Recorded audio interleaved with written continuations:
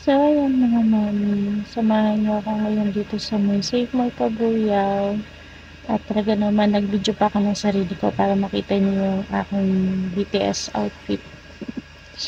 So, samahan niyo ako dito mamili ng mga essentials ko at snacks na pwede sa akin. Kasi plan ko na ulit bumalik sa low carb diet. Ayan. So, ito yung mga snacks na pwede sa amin.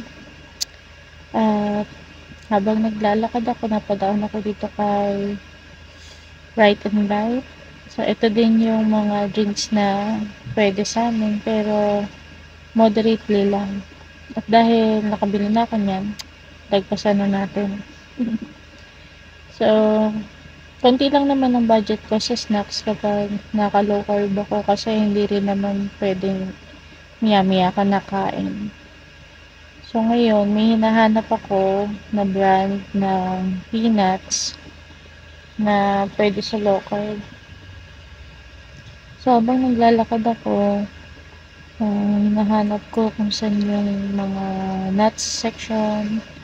Kasi yan, nakita ko na nga, ito yung mga available dito na nuts. So, ang hinahanap ko talaga ay yung sugo na blue. Kasi yun yung alam ko na allowed sa low carb. Pero dahil wala akong makita na color blue or same nun, meron ako nakita yung coated ng sweet and spicy and hindi yun pwede, ang alam ko yun. Kaya ang kinuha ko na lang yung happy na blue kasi ang alam ko halos same lang sila nung ingredients and kung ano pa yung mga dapat na nakalagay doon. So dahil pansamantala, ito na lang muna. So ayun, papunta naman ako ngayon sa meat section, sa mga frozen foods. Kasi dapat bibili ko nung nakaraan, hindi naman ako nakapunta ng bayan. Pero bago yun, kumuha muna ako ng basket kasi nahihirapan na ako magbitbit ng phone at saka ng mga snacks na kinuha ko. So, nakalimutan ko kasing kumuha ng basket bago ako pumasok. Tapos, ayun, diretso na ulit sa frozen section. So, yung hinahanap ko dito yung unseasoned na bacon. So, doon ako dumiretso sa may pinakabilihan talaga ng karne. Kasi meron silang binibenta dito ng mga unseasoned bacon na nakapak na siya. Tapos may price na din. So, yung kinuha ko yung 500 grams ng unseasoned bacon. So, nasa 200 plus lang siya. Bale, ito yung mga magandang i-fry sa coconut oil tapos salt and pepper lang. Tapos lettuce, kimchi, tsaka egg. Yan, meal ko na yan. Then, after ko makuha tong bacon natin, diretso na ako sa counter. Yan, yan lang naman yung bibilin ko. Pero may nakita ako dito na bagong item ng bonus. Soda water siya, 0 calories.